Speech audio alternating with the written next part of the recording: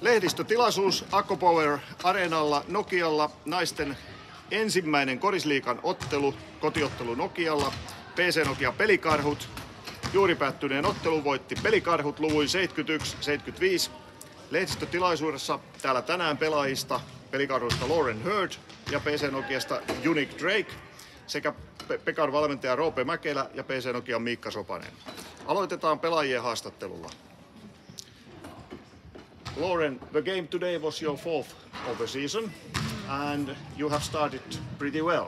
I guess. Thank you. 4 wins. Thank you. Yes. Could you explain what your feelings about the start of the season? Has everything gone like planned? Yeah, I think obviously we're happy to start off undefeated, but we are a new team, a different team than last year or last season, and so we're still going through those new team, I guess, growing pains. So we're happy to get the wins, but there's a lot of things that we do have to work on and get better as a team. But definitely fortunate for the wins. Okay. Yep.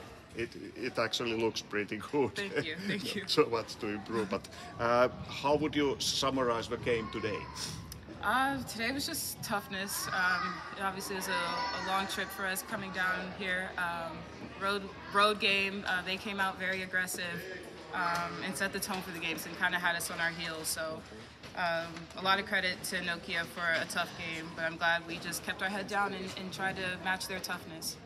So yeah, okay. Glad we got the win, but it was a tough one. Okay, thanks. Yep.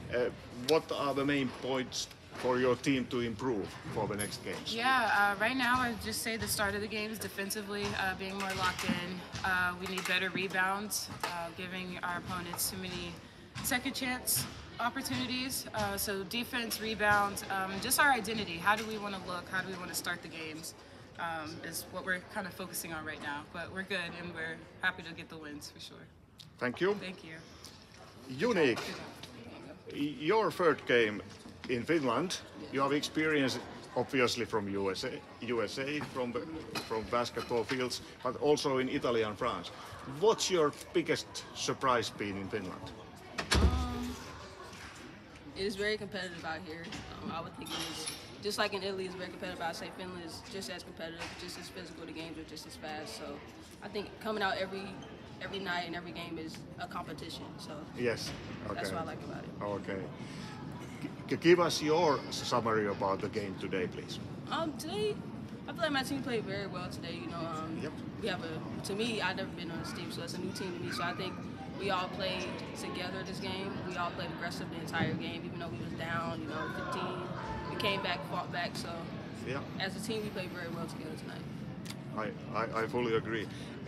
Where would you like to improve as a team and at your personal level? I would say maybe, when it's crunch time, just dialing them or making sure that if we do need a bucket, we get that bucket. If we need a stop, we get that stop. Other than that, I just say keep playing together. I don't really think we have any really, really bad weaknesses. Just keep playing together and we'll have a good season. Okay, thanks. Any questions? That's okay. Okay, thank you. We'll let you go to shower. Thank you. And the coaches. Mennään valmentajiin. Lennosta, please. Tuossakin Miikka vaan kuvaan, niin otetaan se saman tien. Niin Roope, tosiaan kauden 4. peli ja teillä on lähtenyt ainakin niin kuin tuloksellisesti erittäin hyvin liikkeelle. Mitkä on fiilikset ensimmäistä peleistä? No, 3 ekaa peliä oli erittäin hyviä. Tästä pelistä tietysti voitto aina lämmittää, mutta tää oli iso tason lasku. Mutta siitä myöskin niin kun syy on aika paljon tässä vastustajassa myöskin, että jotenkin tämän pelin tempo on lähes koko ajan kontrolloi Nokia eikä Pekka. Me ei oltu, mutta ei me myöskään kamppailtu sillä tavalla, niin kun me hävittiin levypallot ja ei me syöksytty palloihin. Ja meillä oli vähän semmoinen niin kuin meininki, että meillä on 3 voittoa alla, että nämä tulee täältä ilmaiseksi. Eka 10 minuuttia ihan käsittämättömän huoletonta peliä, 9 menetystä eka 10 minuuttia. Sitten alettiin taistelemaan, mutta se on aika vaikea se ruuvin kiristäminen kesken peliin, mutta siinä oli tosi hyviä jaksoja ja pelaajat taisteli ja halusi voittaa. Ja nyt oltiin vähän onnekkaat lopussa, että saatiin sen voitto, mutta ei mitään Nokialta pois, mutta mä en ole yhtään tyytyväinen tähän peliin.